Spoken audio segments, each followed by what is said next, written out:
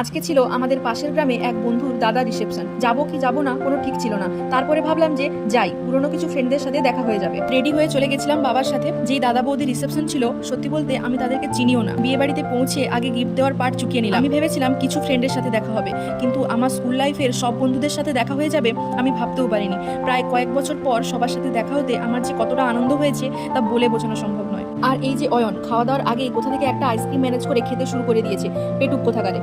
তারপরে সবাই মিলে একই সাথে পেট পুজো করতে বসে পড়েছি। কথায় আছে না, যদি হও সুজন তেঁতুল পাতায় 9 জন, এখানে আমরা বসেছি 5 জন, আর ওদিকের টেবিলে ওরা বোধ হয় 7 জন বসেছিল। খেতে বসে সবার সাথে গল্প করতে করতে পাতে পড়ে গেল ফ্রাইড রাইস আর মাংস। ওখান থেকে সহজিৎ আমাকে ব্লগে কিছু একটা বলতে বলেছিল, বাট সেটা এখন আমার মনে পড়ছে। আজকের সন্ধ্যেটা পুরোনো সব বন্ধুদের সাথে বেশ ভালোভাবে কাটলো। ওদের ছেড়ে যেতে ইচ্ছে না থাকলেও যেতে তো হবে, আবার কবে সবার সাথে দেখা হবে কোনো ঠিক নেই। আজকের মতো আমার ব্লগটা এখানেই শেষ করছি। দেখা হচ্ছে আবার পরের ব্লগে।